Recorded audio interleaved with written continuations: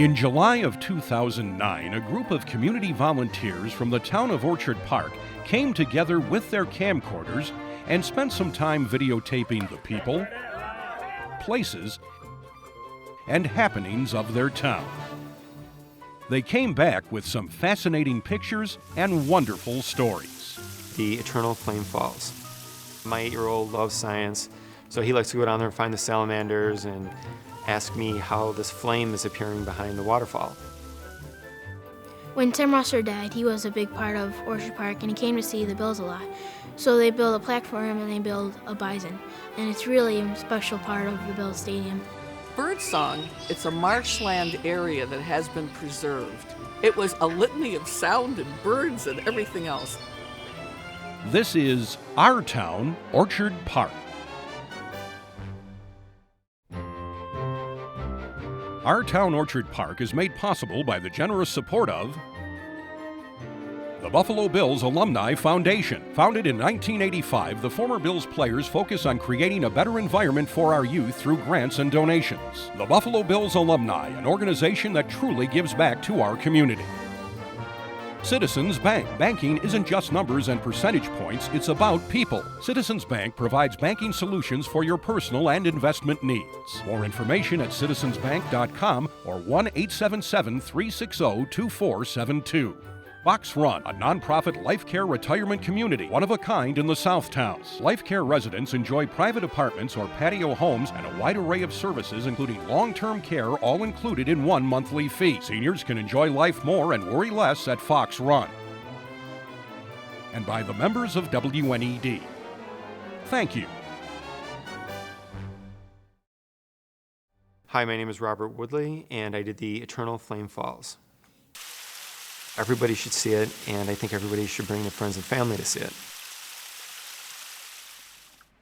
On Chestnut Ridge Road, there's a small side street called Seufert. Make a right on Seufert. When you come up to the trailhead, you can't miss the large sign and the information, and there's some steep trails taking you all the way down.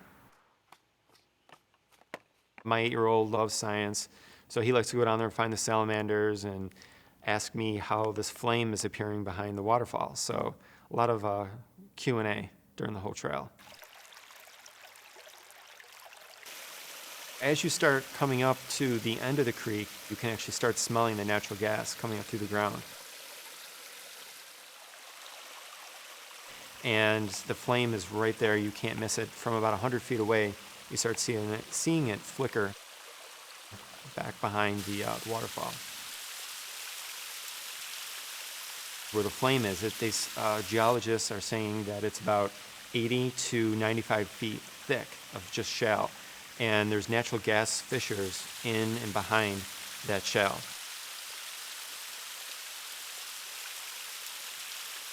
Depending on the gas pressure, it's anywhere from 6 to 8 inches high.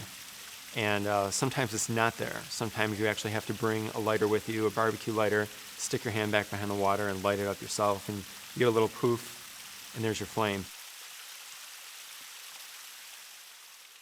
The kids love going down there and finding these little tiny salamanders that are all over the place, sometimes just hanging out on the logs or underneath the shale rocks. It's kind of cool, actually, because it's very open and a lot of old trees everywhere. And as you're walking, the ground almost sounds hollow because there's so many roots and so many trees embedded down underneath there, and you can actually hear an echo when you're walking on the ground. But when you look over to your left-hand side, you see the very, very deep gorge, and this gorge goes all the way down to the creek that you will eventually be walking down to see the eternal flame. So it's kind of a cool view. Wouldn't want the kids too close to that edge, but it's a great view. I have been all around the United States from business and military, and couldn't wait to get out of the South Towns and get out of Buffalo. And then I couldn't wait to get back. Orchard Park just has some really great neighbors, really great people living in here. The schools are great, and there's a lot to see and do.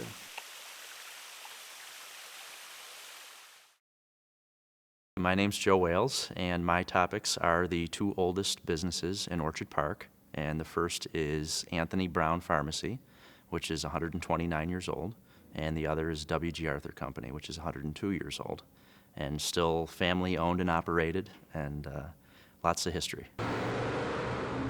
I love the concept of old businesses, primarily the small business approach. You walk in, there's people there to help you that you've known your entire life. Back in 1880, Henry Anthony started Brown's Pharmacy, Anthony Brown's Pharmacy. Back then it was probably called Anthony's Pharmacy. And fascinating, what is a pharmacy back in 1880? It's herbs and concoctions and things like that. You don't need a license to be a pharmacist. Herbert Anthony took over the business after that. So now we're on to the second generation of our Anthonys that have run the business. And then they go from that second generation to a third generation. That was Evelyn Anthony, who then, we're now down into the 1930s where she was operating the business. And then she marries Brown, and they have Rex Brown, and he is the now next generation that's running the business. So that's where the Anthony Brown name comes in. I mean, this is how far back this family goes.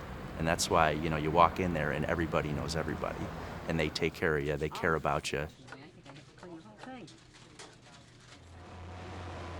W.G. Arthur Company started with William G. Arthur. There was a tinsmith shop, and it was called Tyler's Tinsmith or Tyler's Tin Shop. And he went in there and was looking for a job. And Tyler was a Civil War major.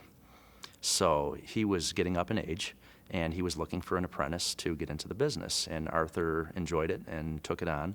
And he worked with Tyler for 2 years. And in 1909, he bought out Tyler. And then in 1911 is when W.G. Arthur moved from where that location was, which was just half a block from where it is now, to the current location, which is right at the corner of Main and Main at the four corners of Orchard Park. And the current building that's there now was built in 1921. The product line has changed, but the attitude has not changed. You walk into the stores, and there's someone there to help you. They're very knowledgeable. They escort you right to a product that you need. They'll put it in your hand. They'll tell you about it, and they'll quickly and conveniently cash you out and get you on your way. I grew up in the village of Orchard Park. Actually, when I was filming there, I spent half my time saying hello to everybody that I knew in the place. So that's the small business feeling. And go in there, they're your friends and neighbors, they care about you, they take care of you, they can answer your questions, and why would you shop anywhere else? My name is Dorothy Geberl, and I chose to cover the Orchard Park Compost site because even though it's new, only about 6 years old, I just thought it was really important to the community. In Orchard Park, we have a lot of trees, and we love our trees. I think maybe all the trees are one of the reasons that it's so nice to live in Orchard Park. But with all of those trees, there's a lot of tree debris.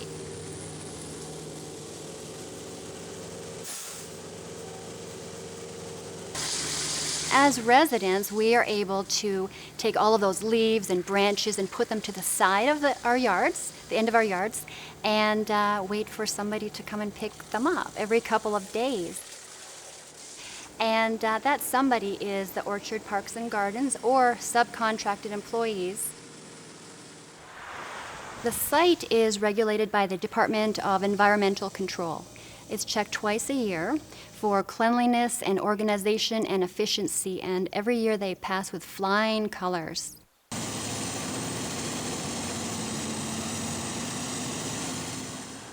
With a huge machine that has claws, it picks up all of these branches and it puts it into the shredder.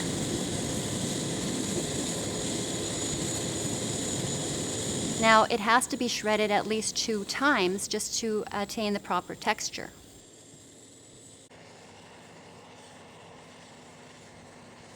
After it's shredded, it's all moved by a front end loader into the yard and placed into windrows.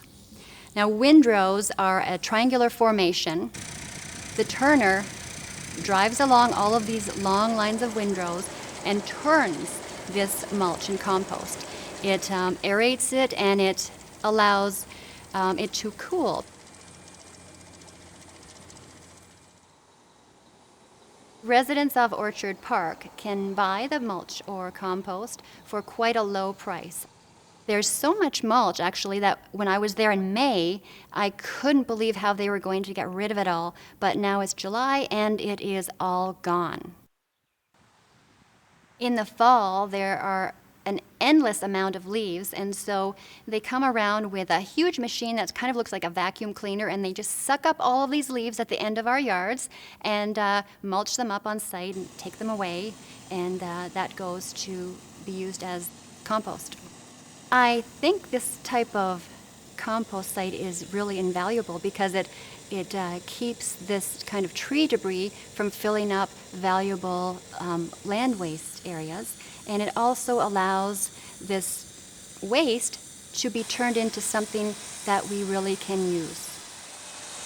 And that's a really green way of thinking.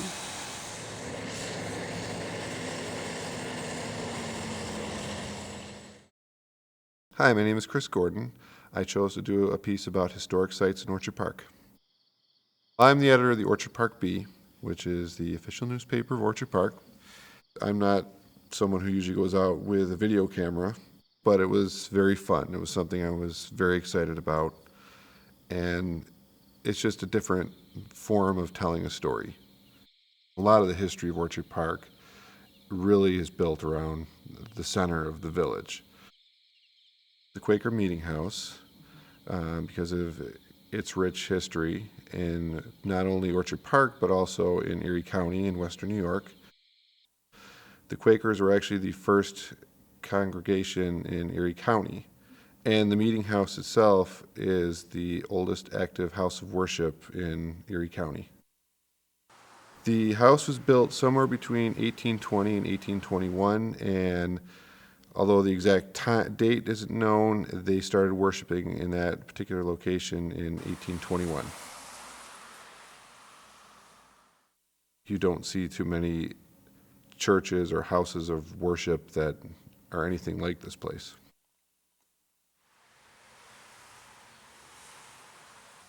The Joel's house is built in the late 1860s. It serves as the Orchard Park Historical Society. Willard Burton Joels, who was a country doctor in the early 1900s, first rented the house to use as his doctor's office in 1900 before he purchased it in 1902. And he lived there until his death in 1963 and practiced until 2 years prior to his death, and he was well into his 90s. Millie had served as his maid since the 1920s and basically became like a member of the family. So before he passed away, he sold it to Millie for 50 cents, and she remained there until she passed away in 1978. The train depot, its history is that the president of the Buffalo, Rochester, and Pittsburgh Railway was Harry Yates. And in 1911, he built the train depot. There's not many of these train depots left. Nowadays, there's been volunteers who have been working on fixing it up and restoring it for about the last 15 years or so. It's used for a couple of events. One is Holiday in the Park, which happens every December. Santa Claus sits in the train station, and it's packed. It's amazing. I mean, my wife and I take our kids to that every year, and it just fits so perfectly in with the season. I would like to see it restored completely to what it was originally, because it's definitely a jewel in Orchard Park. Orchard Park has a very interesting history. A lot of the history happens right in the center of the village, and that is something that the people of Orchard Park identify with, is something that they want to protect and they don't want to lose, and they want to make sure it's preserved. Hi, my name is Donna Omar. My topic for our town, Orchard Park, was staying fit in Orchard Park. The neat thing about people in Orchard Park, they're always out no matter what the weather is. There's always people doing all different types of activities and really trying to keep themselves healthy. There's so many areas in Orchard Park that you could explore to keep yourself fit, and different areas. You can walk through the village and walk on the sidewalks. You can walk more so in the country. There's different roads that I see people running, jogging, cycling. There's some really neat parks that I see a lot of families doing different activities, walking their dogs. And there's many different private and public clubs that people go to swim, play tennis, to do all sorts of different activities in warm and cold weather. Green Lake is a neat place. If you are a resident of Orchard Park, or even if you're not, you know where Green Lake is. There's a lot of different activities for all different ages of people, whether you're a senior or a young child. Kids in canoes, kids riding paddle boats, cyclists everywhere. It's just a really nice, relaxing place to be. Quaker Road was really neat. I was able to get 2 women that walk on their lunch. So, they do maybe a block, and they just get out of the office and get some exercise. They put their sneakers on, they have their skirts or dresses on. And it's really neat to see people taking their lunchtime, not just to sit down and eat, but to get out and get some exercise. Chestnut Ridge is awesome because you can go there in the morning, in the evening. There's all these different really cool trails that you can go on, or you can go off the trails and, picnic. But it's really awesome to see the different types of people just walking their dogs. There were a lot of kids on the playground. It was a local playground, so anybody can go to it. And, there's swings and jungle gyms and slides and really neat ropes that they can climb. So they're really engaging, their whole body to pull themselves up or just swing and have fun. It's real important for parents to keep their kids physically fit. I know when I was growing up, we couldn't sit inside and watch TV or play these video games. Couch potato syndrome, I think, in this day and age is huge. They really have to go out and play kickball, go out on the playground, just stay active. If you're staying active as a young child, then you're going to grow with that and remain active as an adult. Experts recommend that everybody, whether you're young or old, get 30 to 60 minutes of moderate to vigorous activity or exercise every day. So it's real important for people just to get out and keep their body moving, just to do something that they love. Hi, this is Omar. Part of staying physically fit is doing something that you really, really love to do. And I see that with the people in Orchard Park, and they're sticking with it, and the bodies are staying healthy, and you're going to live a longer life and flourish from it. Hi, my name is Emily Tomasik, and for my topic, I chose Saville's Farm Market. They just started off selling raspberries on the side of the road. They had a little stand with a cigar box, and it was just left unattended, and people would put their coins into the cigar box, and every day, at the end of the day, there was no more raspberries. And then from that, it's evolved now today into this big market. Now it's got the florist section, the bakery, and then all the other produce and stuff.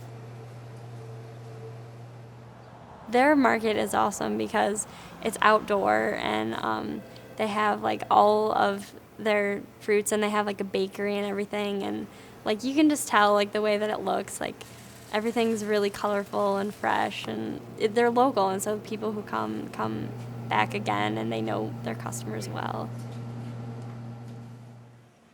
The greenhouse is beautiful, and they have cactuses, and they have Venus flytraps, and just interesting plants, and there's a really pretty fountain with fish swimming around, and it's just a nice area to walk around in and just look at things, if not anything else. One of their biggest things is their cut flower arrangements. They do weddings, and so they sell a lot of those. This is all tomatoes? No, there's about 3 rows there. 3 rows, there's some hot peppers in there and some leeks, which is like an onion. Farming is something that's it's a hard business. And Saville's is one of the last places in Orchard Park that still has a farm and a fresh market. And they started off really small, and then grew into this big thing, which is still there. And so it was interesting to see how, like, if they've been in Orchard Park for so long. I've been there before, but I really hadn't known, like, anything about it, and it was really interesting to learn, like, about its rich history, and I definitely look at it differently now. You know, it's like a staple of Orchard Park, so. Hi, I'm Melissa Barton.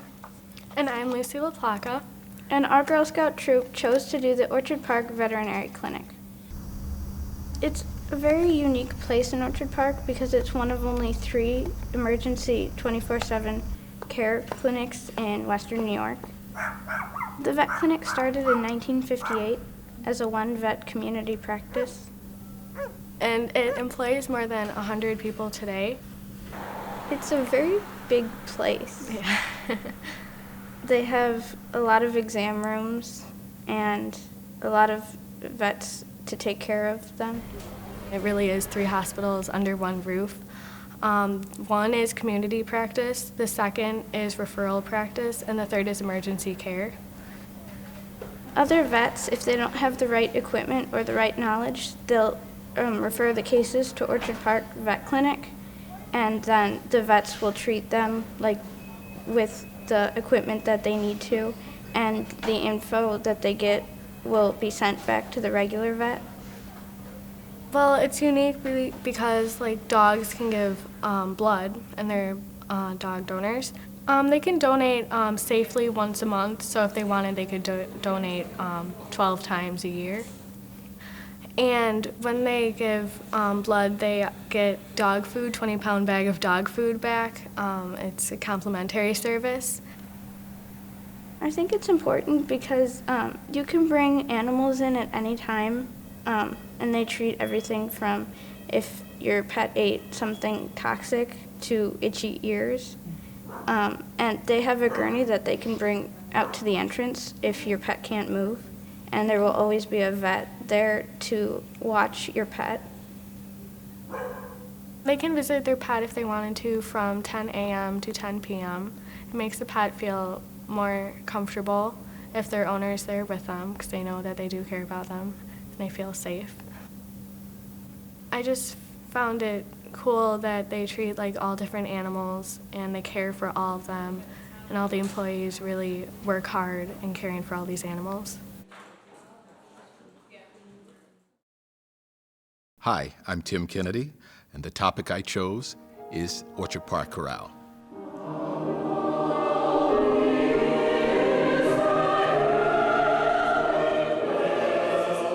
The Chorale has been around for 34 years. It started in 1975. It's basically adults and to senior citizens. We've got about 50 or 55 when everyone's there, and we've done works from Bach to Poulenc. We've done Baroque works, we've done romantic works through contemporary works. We've got such a wonderful kind of history that just the 10 years I've been there, we've done the Hochstein Performance Hall in Rochester, New York. We've done collaborations with different choirs. We've done senior citizens' homes during the Christmas season. It's dedication. I mean, we've had some members in that chorus that's been here for about 25 years.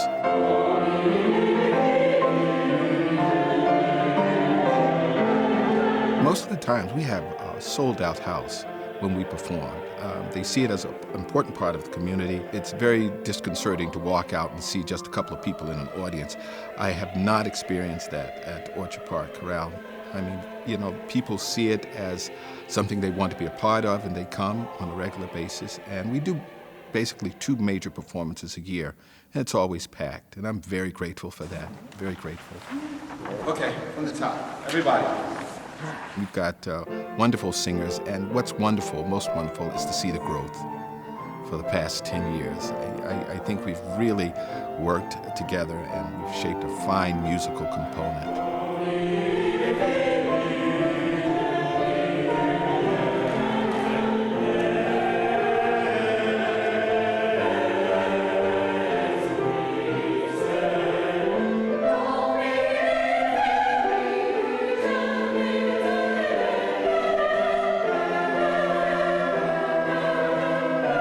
I love the kind of camaraderie that we've had this past 10 years, and I've met some very good friends.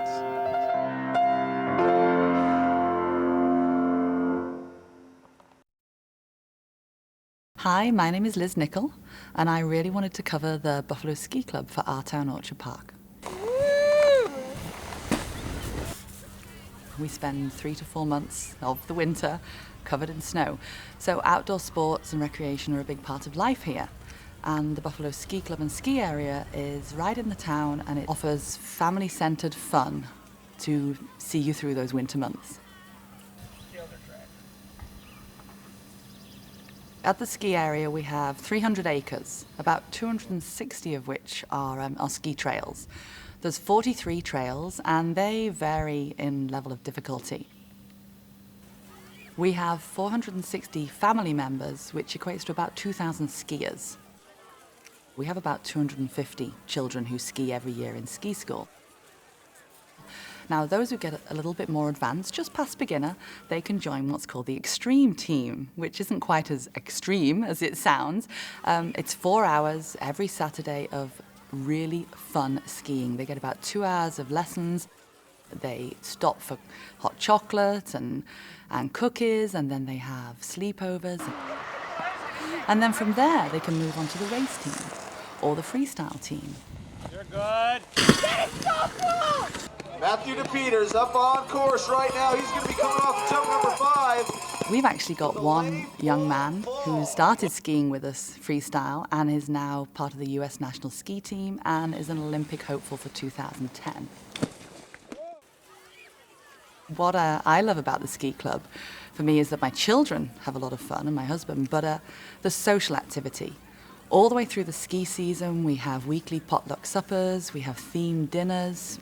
We then have activities for the children, such as team sleepovers and cookouts. And then through the summer, we go on with more activities. The camp out is just a lovely way for all the people who enjoy skiing to get together in the summer and enjoy their club in the summer, because you can go there and you can hike any time of the year. You can take your dog for a walk, you can picnic. But it's fun to have some organised activities too.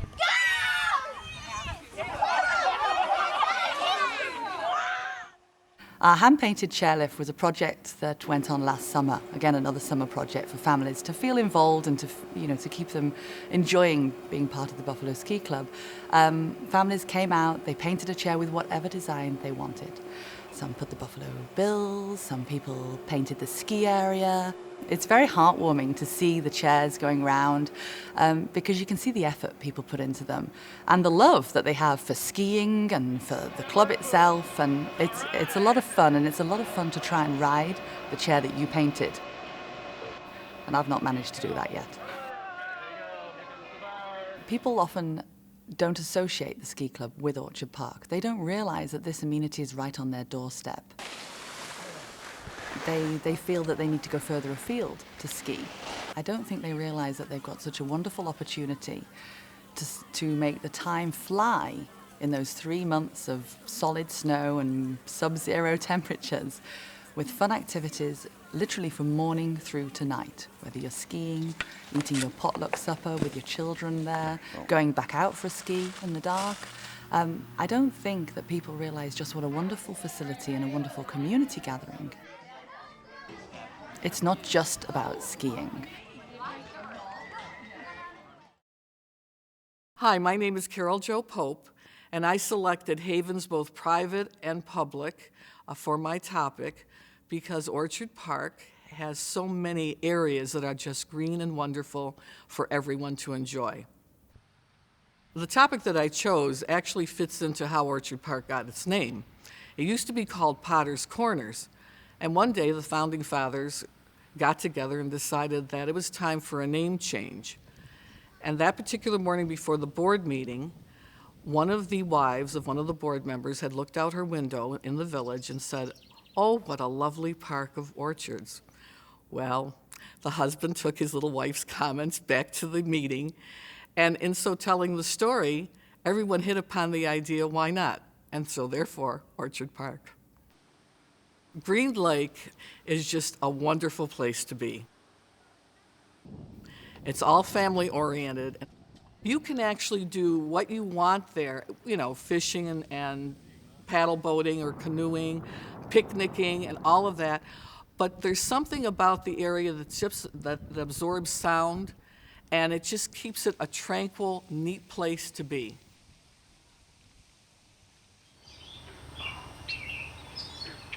Birdsong is a unique development. It's a marshland area that has been preserved. It was a litany of sound and birds and everything else. We kept hearing boink, boink, boink, and realized it was bullfrogs. I guess the frogs in Orchard Park do not say ribbit. They go twang, twang, twang. And then we walked on and saw other things, and it's a delightful experience.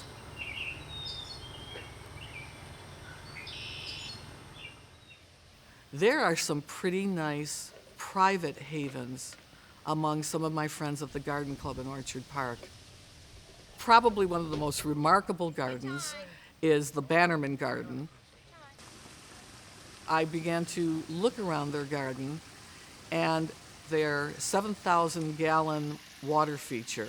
It's actually a waterfall, and it's what started the Bannermans on this wonderful, unique setting and haven that they created for themselves. It is a designated wildlife habitat, national wildlife habitat place. Another national wildlife habitat site is Wagner Woods, owned by Betty and Bob Wagner. Black raspberries, and I like to come out in the morning and pick and have breakfast. She has a wonderful garden, and in that she has all her herbs and vegetables growing there. They have plants and arbors, and it just goes on and on. David and Mary Brummer are the town veterinarians, and they have a lovely garden setting right in the village. She uses the French methodology of combining vegetables and herbs and flowers so that there's always something going on in her garden. But like most wise gardeners in Orchard Park, she has her area fenced, and then they go up a bit with mesh so that nothing can really get in there, animal-wise or pest-wise. Mike and Wendy Zebehazy probably have taught most of the garden clubbers everything we know about butterfly gardens and birds, because Mike is a great birder. She has a very compact butterfly garden, and she has her monarchs and other butterflies have actually grown up and returned to the area year after year. Well, the garden club divides itself into two segments. You're either a flower designer for competition, and I am not a good competitor, or you tend toward the garden aspect and the horticulture. And once you start, you start with a little corner like my butterfly garden, and I'll say, well, I'll do this year. And then you look over there and you see some more space that needs something, so you go and do something there. Any home that has a garden around it, even if you had a container garden on a patio, it freshens the air and you can smell these wonderful scents, whether it's a tomato plant, whether it's your zinnias, whatever, petunias, especially petunias. It's just marvelous. I'm hoping that when we look at this tape 10 years from now, that a lot of things are in place that we saw today, only better, and therefore we're still, oh, what a lovely park of orchards. Hi, I'm Will Aubrecht, and I'm 10 years old, and I chose to do municipal government. It was really important, and it's just basically the foundation of the community. I learned parts of the courts, behind the scenes, sort of like that, and what every person does. The judicial branch, which is the courts, make sure the laws are obeyed. Judge Chimes, she was pretty nice. We asked her if there are any certain parts that we shouldn't, we can't film. She said we could film whatever we want, so. Reimbursement is available from the state anywhere from... I would recommend going to one of the board meetings because it's a public board meeting. What I thought was really cool was it's in the same room as the court. And when you look up, there's the line, there's the town supervisor and then other representatives down the side.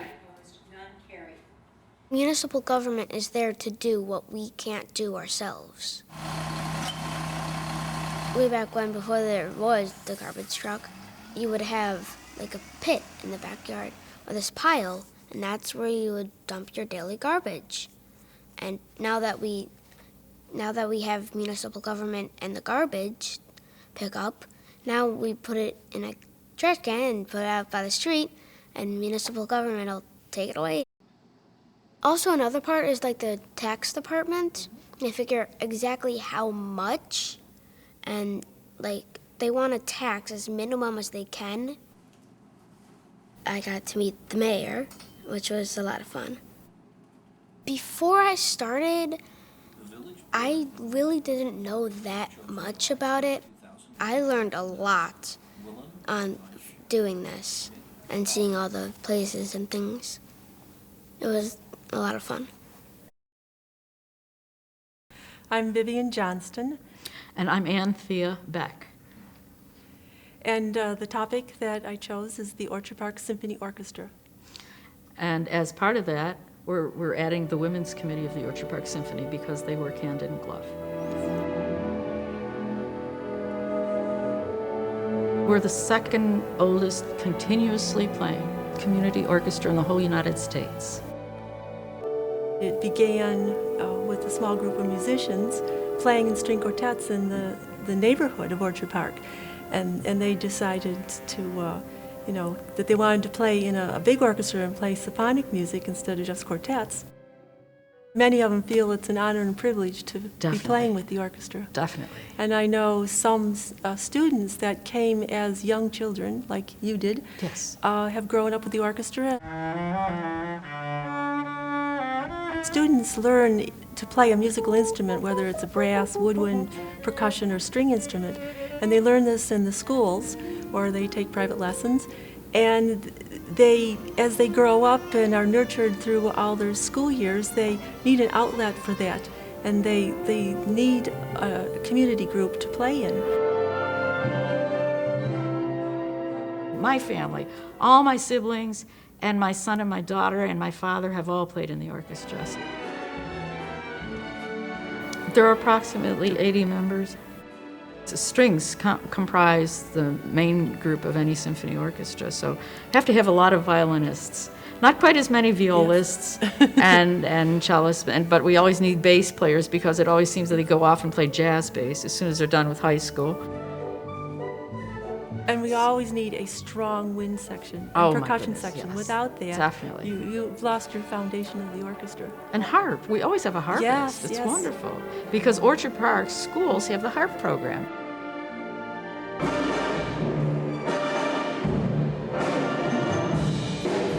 There are 4 concerts during the year. One is in October. Then we have a holiday concert in December.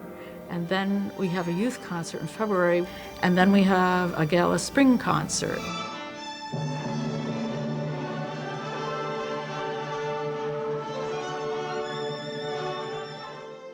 The Women's Committee does fundraisers for the orchestra.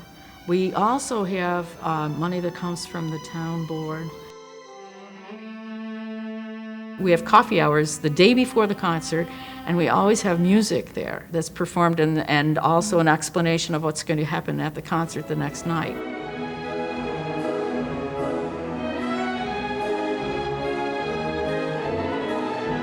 Not very many communities have a community orchestra, and so it is unique.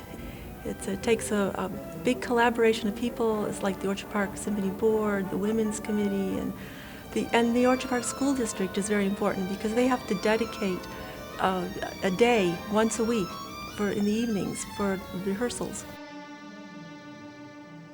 I grew up with the Orchard Park Symphony. My father was in the orchestra and went off every Thursday night, no matter what. He played clarinet with them, and having my mother as a pianist music was very, very important in our family. And I've always gone to the concerts and been part of the orchestra in one way or another, played cello with them for many years. And I have such a love for this group. And I think that it really needs to be included as part of Orchard Park because it's part of the heart and soul of the community. I'm Jackson DiCarlo. I'm 8 years old, and my topic was Harry Yates. Harry Yates was a very generous man, and he was very rich, and he donated lots of land and lots of money. First, they shot the library because he donated land and money so they could build it. Green Lake is a very beautiful place. It's a great place to see nature, and we walked all around Green Lake while our mom held like this little booklet, and she told us all about Harry Yates. There's a skate park, there's a basketball court, there's a bocce courts, and a baseball field. So playing baseball is one of my favorite things to do. There's a playground that he helped make. There's shelters there and nature trails, and if you follow the lake, there's a nature trail that leads down this waterfall. I always go there at camp. I always walk down there, and I always skip stones there with my friend Cal, and it's really cool. Harry Yates was the head of the train station, and he wanted Orchard Park to have a very beautiful train station. Lots of people like go there and have ice cream socials, wedding pictures there. Our town is very cool to me now, and I think, hey, maybe Harry Yates should get more respect, so I chose him and wanted to tell everyone about Harry Yates. Hello, my name is Kristen Fitzpatrick-Cobb, and I am 10. My name is Jessica Fitzpatrick, and we chose Youth Fun for our town, Orchard Park. There's a lot of activities for the kids to do to keep them busy, and some of the stuff is structured, but a lot of it is just unstructured where they can kind of go and play. When I was in high school at Orchard Park, they didn't have a place for the kids who skateboarded to go to, and some of the kids in the school actually had like petitioned to try to get a place for them because they didn't want the kids going through town. And so they created this park for them where they can go and practice different tricks, and it's a safe place and the parents know where their kids are. And a lot of kids go and hang out there. Kids on their bikes go and hang out there, and other kids just go and sit and watch. And it's part of Green Lake. So when the kids are there, they can, there's also other activities at Green Lake for them to do. Having fun in Orchard Park is one of the main things that I do. I ride my bike and I go to South Davis Playground, and I sometimes go up to the middle school and go into their pool. At Ager Playground, there's some tennis courts, except they took down the nets, so you can play like hockey there. At the Boys and Girls Club, it was like Hawaii Week or something like that, and so they were doing like limboing and hula hooping in the background, and I got some kids playing pool after that.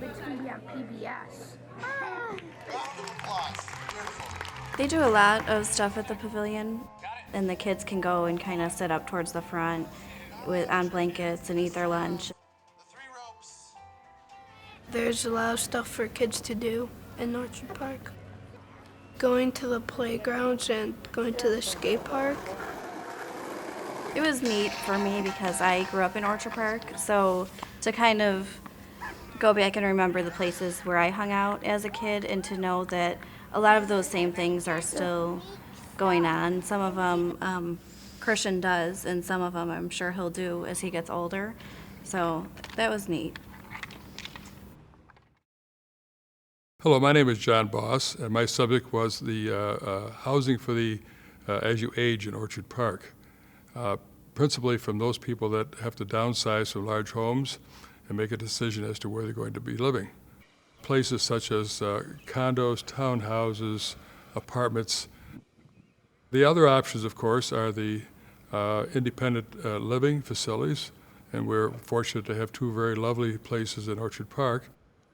Both places have gorgeous patio homes, large apartments, full-size appliances, lots of activities, and beautiful insides, interiors, just the very comfortable kinds of settings.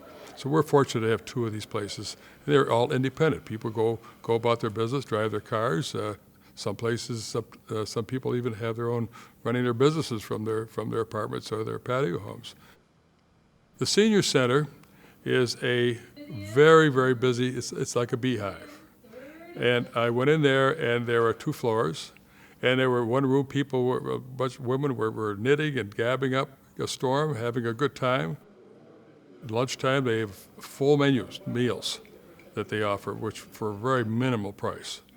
They have exercises going on, women's exercises, men's exercises. They got line dancing. They've got pool tables, and they've got tons of trips available, excursions everywhere. Now, this is, of course, available to anybody who's a senior, whether you're living in an independent facility or whether you're in a condo or still in your big house, you know. It's a wonderful resource for Orchard Park. Well, I learned that all these facilities have their unique character, and none of them seem to be any better than the others.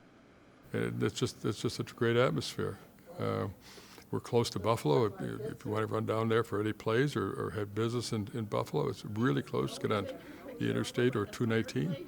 From this kind of township, we have the amenities and the closeness to Buffalo. We're better shape than anyone else in Amherst or Clarence.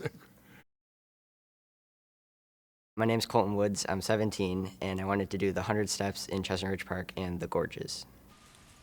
During the Great Depression, the CCC, the Civilian Conservation Corps, that was created by FDR, was assigned to create a park here just so that it could get jobs for the young men around here, and that's what they did. Chestnut Ridge has really good scenery, lots of trees, lots of wildlife, and like the flowers are all blooming now because it's summer, finally. And then also the water looks really good when you're down in the gorge, the way it runs over the shale. The steps are in the gorges in Chestnut Ridge, but you don't see them you can't see them from the road or anything. When you're in the park, all you see is a line of trees, and you kind of have to hunt around for them. It took me a few minutes to find them.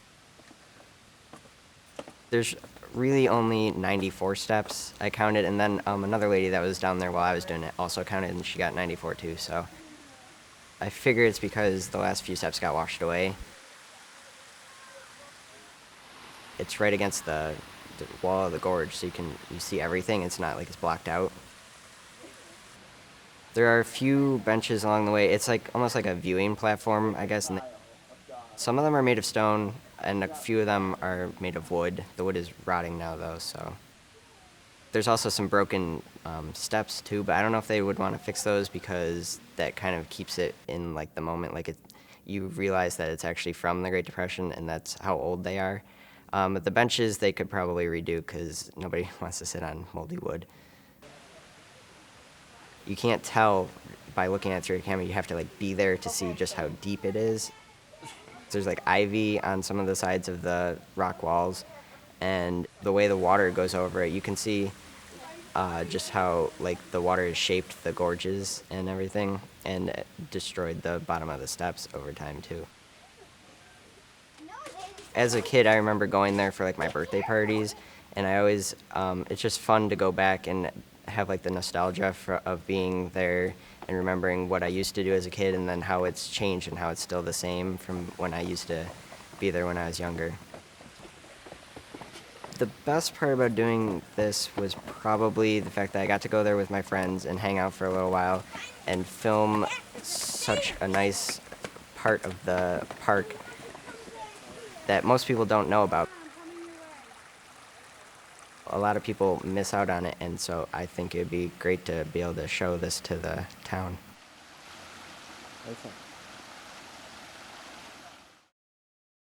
Hi, I'm Kaylyn Crosta, and I did the Bills Stadium. I'm 12 years old. The stadium was built in 1972, but the Bills started playing in 1960s.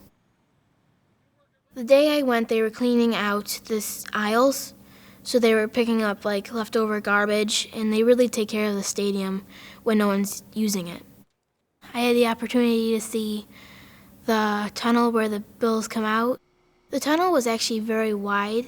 You could have 10 people holding hands across. And I got to see the Wall of Fame.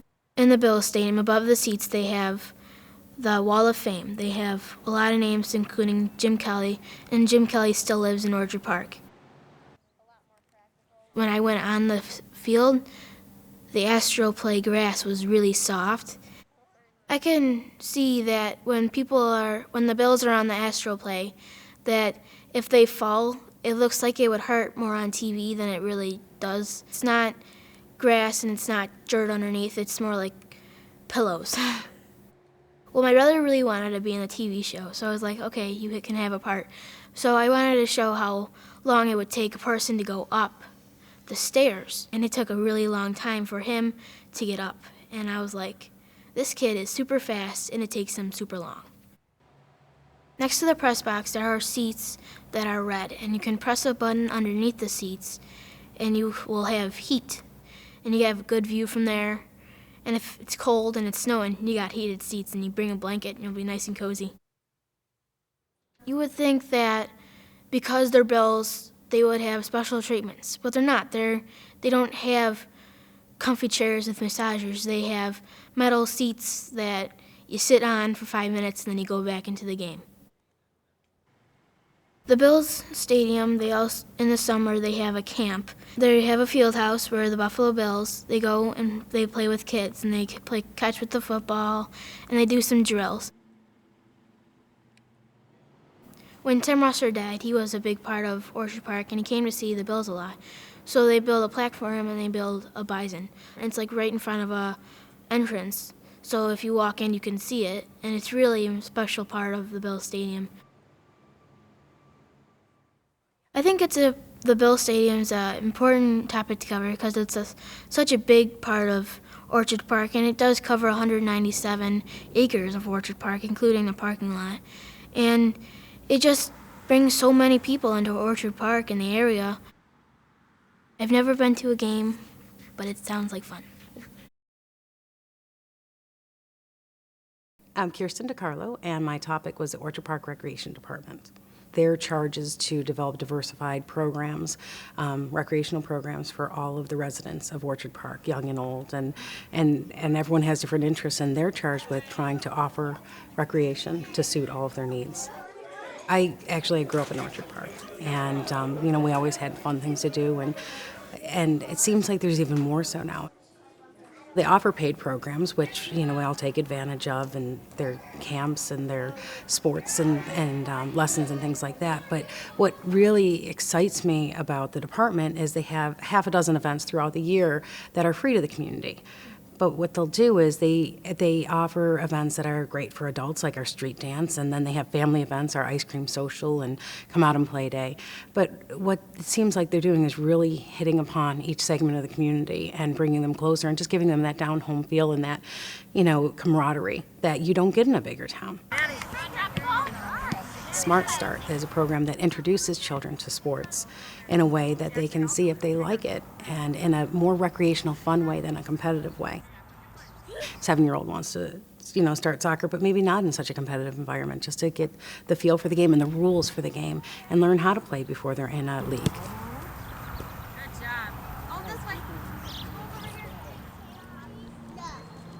They have a whole list of lessons and classes to help people take advantage of the resources in our community, like sailing and fishing and canoeing and, deep water swimming.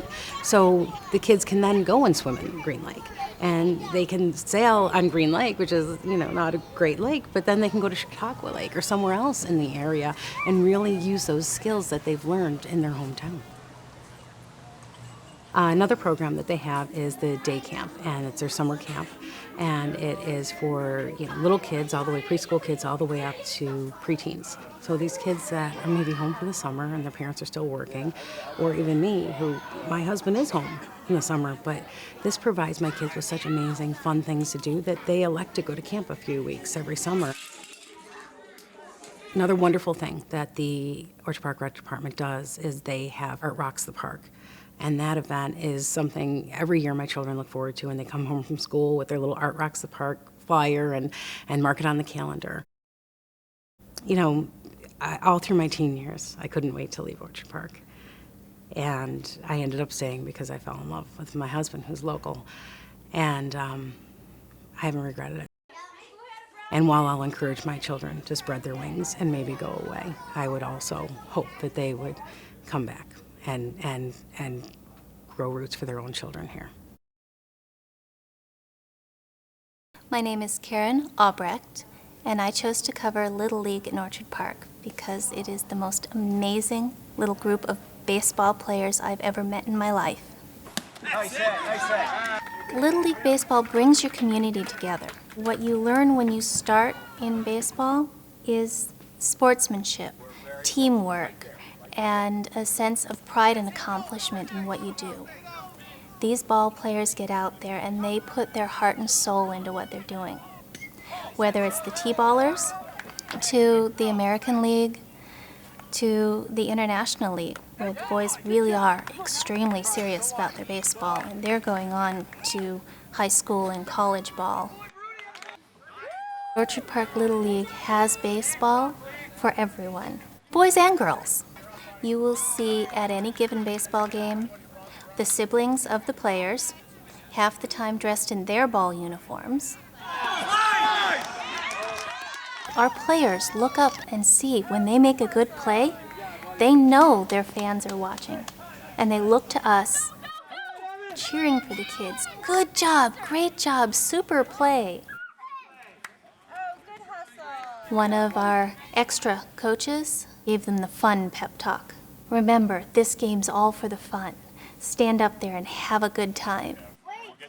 And then my son Will had this amazing hit and just took the bat and he swung. And he connected with the ball and it just sailed away. It was so much fun to watch. Great job, Will. Okay, Ben, same thing. When somebody does something wonderful, we make so much noise, I think they can hear us at every one of the ball fields.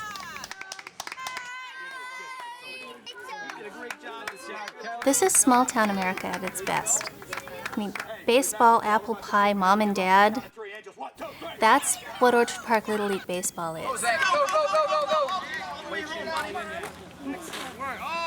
Gotta touch it, touch it, touch it, touch it. That's it.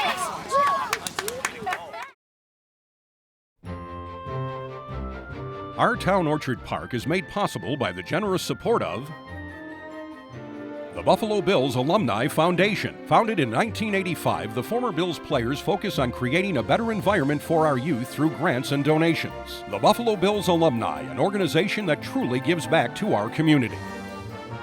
Citizens Bank. Banking isn't just numbers and percentage points, it's about people. Citizens Bank provides banking solutions for your personal and investment needs. More information at citizensbank.com or 1-877-360-2472. Fox Run, a nonprofit life care retirement community, one of a kind in the South Towns. Life care residents enjoy private apartments or patio homes and a wide array of services, including long-term care, all included in one monthly fee. Seniors can enjoy life more and worry less at Fox Run. And by the members of WNED. Thank you.